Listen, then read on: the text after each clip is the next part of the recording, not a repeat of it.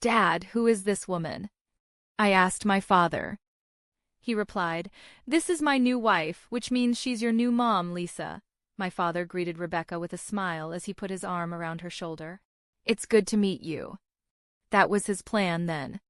"I have a single mother," I firmly said. "I won't tolerate anyone else in that place, so it implies you're going to be departing." Dad smirked and went on, "Leave or live with your new mom."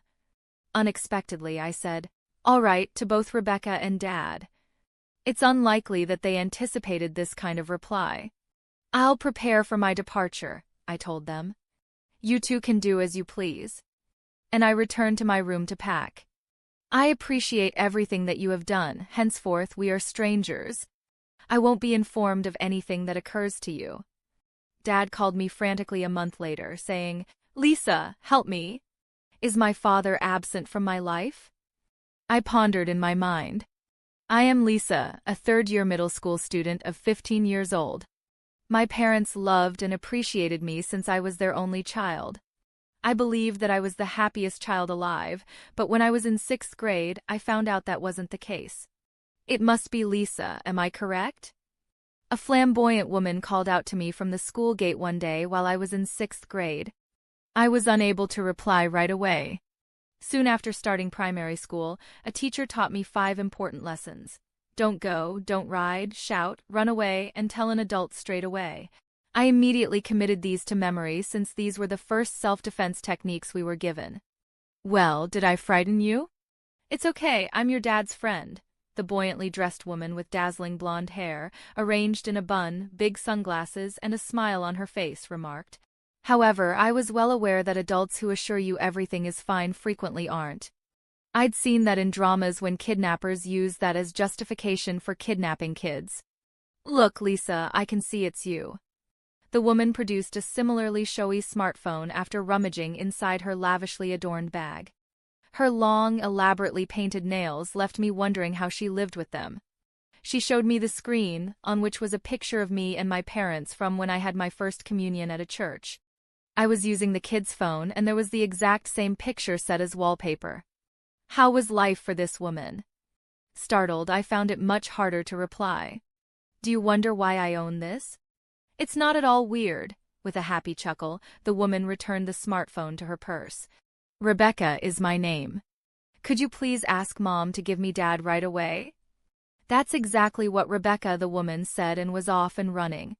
I was in the 6th grade and had a hazy understanding of what she was saying, but I had no idea what to do. I came home in a trance, and when I saw Mom's warm face, I made the decision to remain silent. In all honesty, I was at a loss for words from that point on.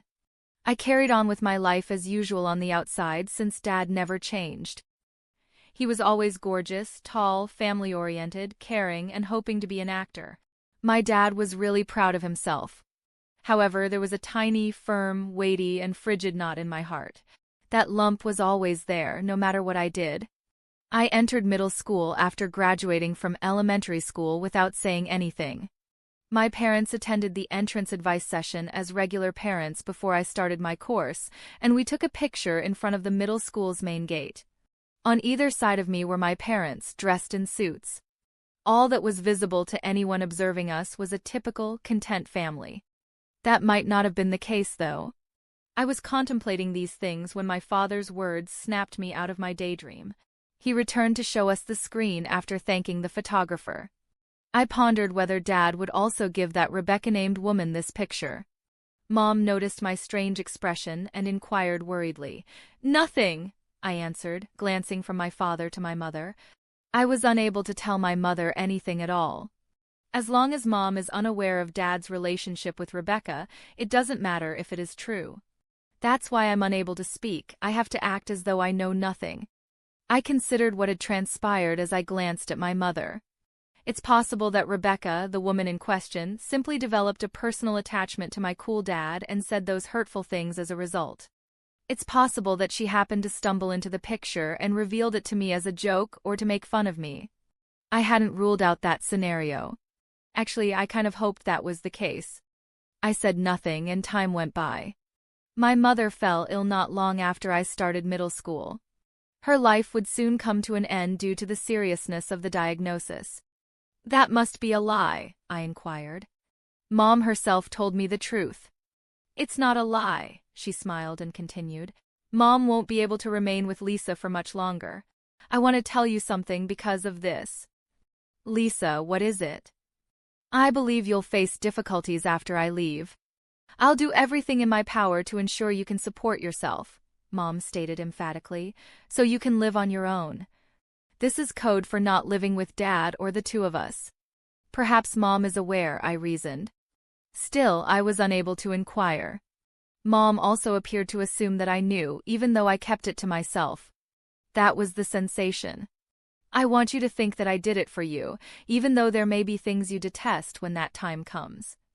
Yes, I do comprehend, I replied.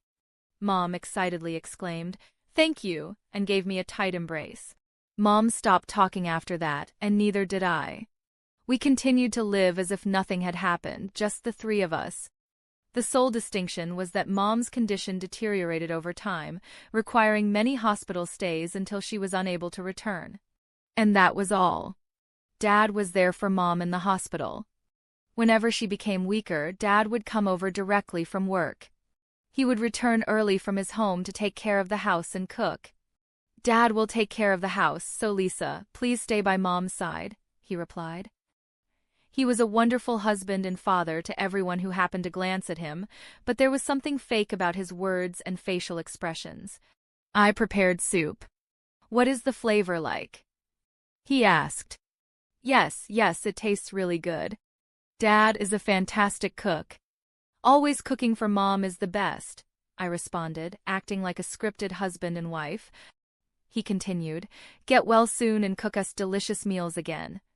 I was with them too, feigning to be the daughter and grinning falsely at them. Why? I realized it was a ruse. Mom probably knew too. Mom and I went along with Dad's performance as he went on. It seemed like nothing was wrong, and we were simply enjoying Mom's final days in peace. We were just playing with the family and passing the time, that was it. Mom passed away when I was in my 3rd year of middle school, maybe 2 years later. A parent losing their child is a deeply sad and terrible situation that only those who have gone through it can truly comprehend. Dad did a wonderful job portraying a husband who had lost his wife at the wake and funeral. Like me, he shed tears, but they seemed hollow in some way. While the audience wept for the father and daughter who had to leave, I was simply in awe of Dad's performance. I was left alone after the wake and the funeral. I made a vow to Mom, but everyone who came told me to stick by Dad from now on. I have to work hard on my own.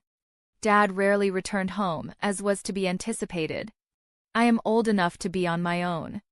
I'm alone for the majority of the day because Dad stated, "Sorry, but I'm busy with work," and walked out of the house. Though to be honest, it was difficult. I was ready. I had imagined that he might consider his daughter a little once Mom passed away. I truly needed someone to support me, but such thinking is pointless. You are both an adult and a child at 15. As a result of growing accustomed to the lonely days, an incident happened the day following the month-long memorial ceremony. It was a Saturday. I was alone at home because it was a school holiday, but outside the noise level increased. Start by getting rid of everything that is superfluous. Thereafter, tidy up before relocating these belongings. Dad angrily gave the crowd instructions. What's happening? How are you using my mother's belongings? I was shocked to see that the visitors were beginning to remove Mom's possessions from the house. No, don't take that away. I attempted to stop them by standing in the doorway. I made an effort to stop the individuals relocating Mom's belongings. They all appeared disturbed by my behavior, and they were most likely movers. I was aware that the movers were merely carrying out their duties, but who gave them this assignment? Dad, why are you taking Mom's stuff away? I assume your mom is no longer with us, so these things won't be used by anyone. I'm having them taken away because of this, Dad stated, making it impossible for anything to pass through the emotional barrier I had built. No. When you take them away, what are you going to do? I asked. What can be sold will be sold, and what can't be disposed of will go in the trash, Dad responded, seeming a little pleased with the way things were going. Leave them in place. These were made by my grandparents for Mom's bridal trousseau, I insisted. The trousseau that my mother's parents had planned was really valuable, and they were wealthy. The movers were currently attempting to remove it. My statements seemed to bother the movers as they exchanged glances. When my mother was young, my grandmother fashioned this trousseau for her marriage. They hold great significance, I explained. A voice behind me said, "Wow, that's some amazing stuff." I turned around to see Rebecca. She pushed past me and peered at my mother's trousseau. "I'm not too familiar with it, but is this considered an antique?" "Please return it." "I'll use it," she said. "Hey, put it back." I begged the movers, but they refused to stop. However, Dad did get my mom's stuff back when Rebecca complained. "Dad, who is that person?" I asked, needing confirmation. With a pleasant smile, Dad put his arm around Rebecca's shoulder and declared, "This person is my new wife, meaning your new mom, Lisa." "It's nice to meet you," remarked Rebecca. So that was his purpose then. But I had only one mother, and this person was not acceptable to me. "That implies you're going to be departing, Lisa," Dad smirked. "You remain a child at heart. You can't survive on your own if you don't pay attention to Dad, can you? This is my mother's and my home. Get rid of that woman." "Telling me to go is really cruel," I retorted. Rebecca did nothing except observe. "I don't want this woman inside my house. Observe what she's expressing." "What are we going to do, my love?" she asked, resting on my father, who appeared content. Dad replied with something unbelievable. "Well, if you really hate it that much, you have to leave. Acquire a new mother. Go if you detest it." My casual remark. "All right," astonished both Rebecca and Dad. I doubt they ever anticipated this kind of response. "After that, I'll prepare to go." "You two go about your business," I told Rebecca and the shocked Dad. Then I went back to my room to pack. Even though I said pack, not much of anything significant remained in this room. The majority of my possessions had previously been relocated to a certain location. Dad seemed to be unaware of it because he never went into my room. I hastily gathered my everyday essentials and school materials. "I appreciate everything that you have done. We are strangers from now on." "I'll be kept in the dark about your fate," I said, turning my back on Rebecca and Dad and leaving the home. I got into the cab that I had called and gave the driver my destination. "Goodbye, Dad." It worked out exactly as Mom had predicted, I whispered to myself in the back seat of the vehicle. My grandparents' house was a big suburban home. When I got there, they tearfully said, "Lisa, you did well," as they held me close. I sobbed as I embraced my grandmother, finally feeling relieved to consider that this was the final outcome. My grandparents expressed their regret, saying, "We were duped the entire time." He was pretending to be the nice husband and father. However, I didn't mind because I already knew. Mom was awake. She gave me everything she could. Because of this, Mom was aware of Dad's affair, and she might have even known that Rebecca had made contact with me. My mother never mentioned anything to me. If she hadn't become ill, I wonder if she would have kept up the facade of a happy married couple with Dad. However, Mom must have made her decision after learning about her illness, considering what would happen to me after she passed away. She promised to exert all of her effort. Household duties were one of those things. Mom and I had been cooking together since I was in elementary school, and I had been assisting her ever since. I was able to prepare most of Mom's recipes. She taught me everything she could in the final year before she died. Therefore, I didn't have any difficulties with that part, even when I was living alone and Dad wasn't home. I could clean and do laundry in that house. After Mom died and Dad never came back, I took care of myself. I owe it all to the lessons I learned from my mother.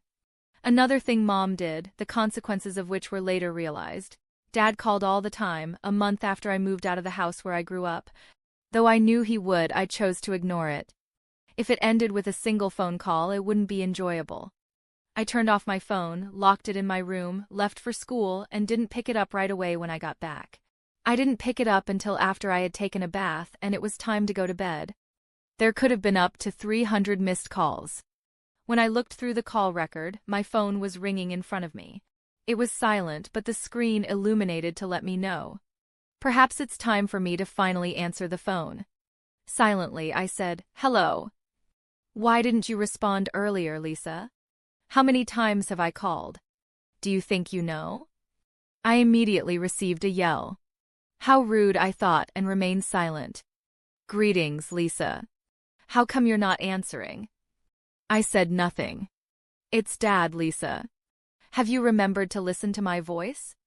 I wished I could forget, but unfortunately I remembered. I sighed. "Lisa, help me. I don't have a father, do I?" I replied. Dad paused for a while and then continued, "This is me, your dad. I'm in serious trouble. Are you unable to assist? Lisa wouldn't be the type of daughter to desert her parents, is she?" His alluring tone made me uncomfortable. "As I already stated, I am fatherless. The number you have must be incorrect. Kindly have a look at it," I said. I hung up and switched off my phone. That way I wouldn't have to listen to the man who used to be my father's voice. Ever again, I'm going to stop using this phone soon. Maybe because I stopped responding, Dad and Rebecca arrived at my grandparents' house the following day. "Let me check on Lisa. She must have been impacted by you. Send her back immediately." "That's correct. Lisa, please come back home. I'm a young, attractive mother who has come to get you. I'll forgive you right now. Return to that residence, and then you are free to leave," Rebecca added. Dad and Rebecca were expelled for visiting my grandparents' home. As I am the owner of that house, Mom gave me ownership of the house and other possessions before she passed away. I had the authority. My mom received the house as a present from her grandparents upon her marriage. Knowing that she was sick, Mom took swift action. She gave me ownership of the house, and she paid the inheritance tax correctly, of course, but she kept Dad in the dark. Dad must have worried because he believed he had ownership rights to the house and that Mom's estate belonged to him. I requested that my guardian, a lawyer, give Dad a notice of eviction. That's when he realized the truth and contacted me in a panic. He was given a notice to leave within a month or face legal action from me. It was written understandably. Simultaneously, I instructed the attorney to document that every piece of furniture in the house was mine and that if anything was destroyed, I would demand payment. Before I left, I had taken pictures of every household object. I recall the movers being really brutal with everything. Rebecca might have done some harm as well. Repairing such exquisite, one-of-a-kind furniture crafted by artisans would be quite expensive. I hope there isn't any harm. Dad sent me a counter notice a few days after my original notification was sent. It included Mom's will, which specified that Dad would inherit the entirety of her estate. It looked like something Mom had written before. It required that my grandparents immediately transfer all of Mom's estate to Dad under the terms of the will. It demanded my immediate return and accused my grandparents of betraying their priceless granddaughter and ruining the father-daughter bond. We also sent out a notification in response. Unfortunately for him, there is a newer will, thus Mom's is void. The date of the will's creation determines its priority. Since Dad's was created not long after Mom's diagnosis, on the other hand, one was dated the day before her death. When the time came, Mom filled in the dates on her pre-prepared will and gave it to the attorney. This is the most recent will that possibly exists. I could feel Mom's resolve to leave Dad nothing in her shaky handwriting. According to her will, I was to inherit the whole of her estate. Dad would not have custody of me since my grandfather would adopt me. My lawyer, who is also my guardian, was given complete authority over all operations. Mom made it clear that she didn't want to give Dad any money at all, even though the majority of her wealth was already in my name. A lawyer Dad had hired got in touch with us a few days after we sent out the second notice. "My father wanted to visit me, Lisa. According to your father, there is a misunderstanding. He doesn't understand this treatment or why you left so abruptly. What took place?" The lawyer began. Dad had told the lawyer that Rebecca didn't exist and that I had quietly moved to my grandparents' house and stopped being approachable. In addition, he claimed that when he went to my grandparents' place, they reported him to the police because they wouldn't let him see me. He was so frightened about me that he thought I might be taken prisoner by them. "My daughter is still considered a minor," he argued. He stated he was shocked that I would consent to being adopted by my grandfather without getting his permission. Perhaps her grandparents had deceived me, and I believed their lies, he maintained. She is the only priceless daughter my wife left behind. I implore you, please assist me in getting my daughter back, Dad had pleaded. The attorney claimed it was difficult to witness Dad talk so soberly about me. Your father remarked that since you lost your mother, you must be bewildered. He was unable to support you since he, too, lost the love of his life, the attorney clarified. He believes it could be the reason you've been acting this way since your mom passed away. But why is he so theatrical? I pondered out loud. Perhaps it's because his dream was to become an actor. I recalled something. Holding her hand, Dad said yes when Mom asked him to take care of me on her deathbed. This scene brought even my skeptical grandparents to tears. It felt like something from a theater. I observed icily as Dad grasped Mom's hand. There was no affectionate warmth to me. He continues to act until the end, doesn't he? I stated. I then gave the attorney a recording to listen to. It started on the day the movers came into the house and continued until Dad and Rebecca visited my grandparents. The tape exposed Dad's actual personality. The attorney's face shifted when he heard it. When it came time to bring Rebecca into the house after Mom passed away, Dad suddenly revealed his true colors. He had been acting as though he cared about me and Mom the entire time. At last, I held the proof in my possession. Well, it appears that this is a different tale. I apologize, the attorney replied, turning to go. He then told me that he turned down Dad's request and that he owed him money for lying to him under pretenses. I suppose after this, no one will be willing to represent your father, he continued. Yes, nobody would support Dad if he told the truth. Why did Dad continue this act, and why did Mom accept it? I pondered. There was a rationale. Mom's first love was Dad. She saw a performance and fell in love with Dad when she was a middle school student, the same age as me. Dad wanted to be an actor and was involved in a small theatrical group at the time. They started dating once Mom began to support him. Considering that Dad was an unsuccessful actor and 8 years older, my grandparents were against the relationship. They reluctantly agreed to the marriage on the condition that they adopt Mom's last name. Not long after, Mom got her college degree and became pregnant. Mom was the only child of the head of a large corporation. After getting married, Dad gave up performing to work for one of my grandpa's companies. My grandfather had been monitoring Dad ever since. I never did trust him very much. Yes, we always sensed something was wrong with him, but when I saw him in the ICU, I believed he genuinely cared about your mom and you, my grandmother remarked. While he may not have been a great actor, Dad was excellent at tricking us. Had I not met Rebecca, I too would still think he was a great father. He's an extremely talented actor, but then, how did Mom realize?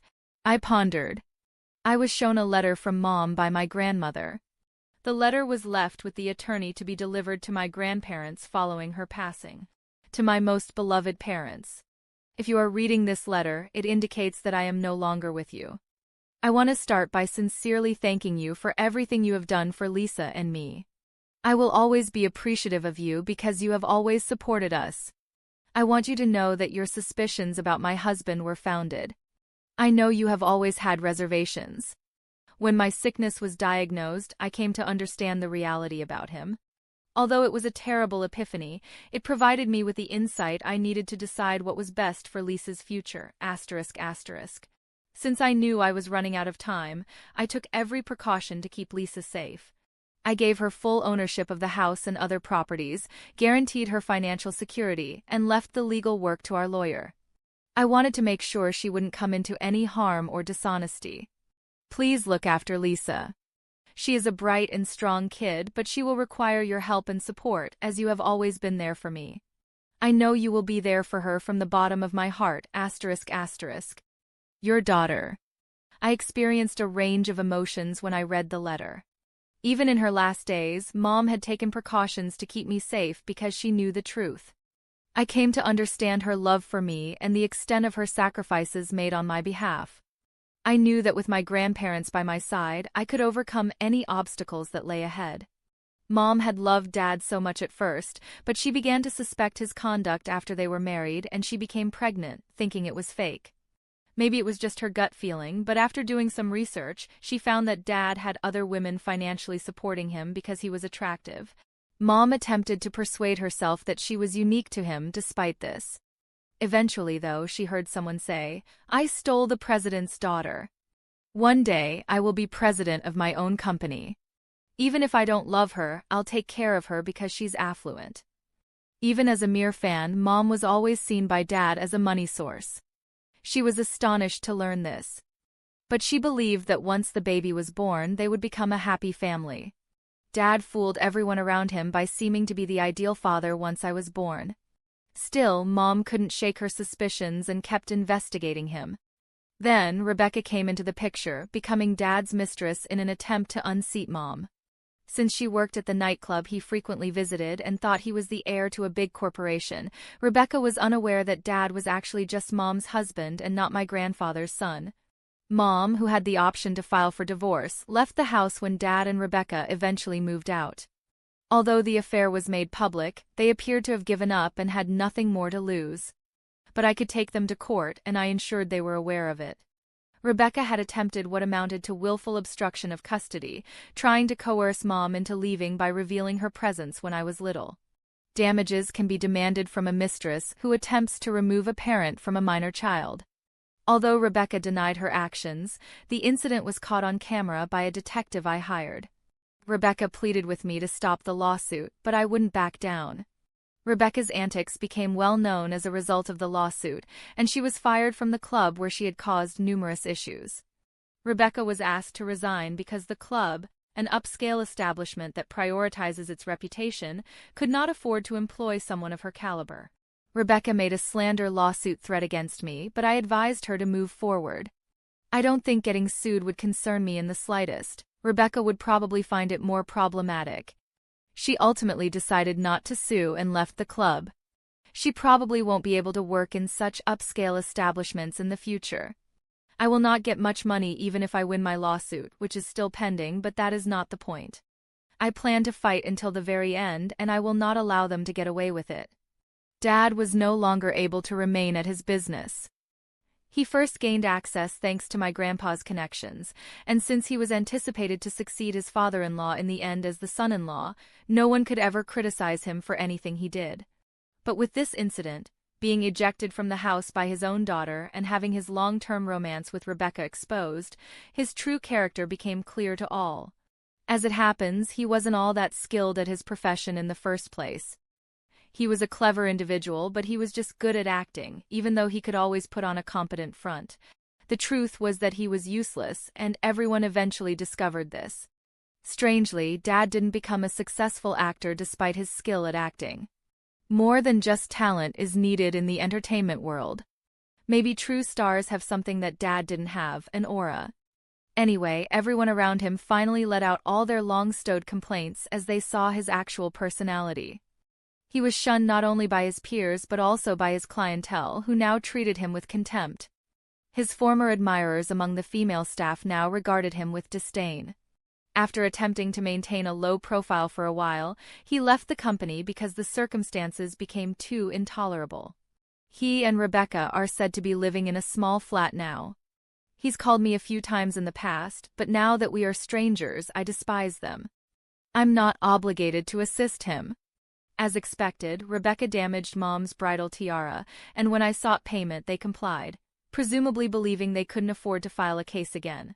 They may have spent their savings or Dad's severance pay. They may even owe money, but that's not my problem. As I already stated, it's up to them both going forward.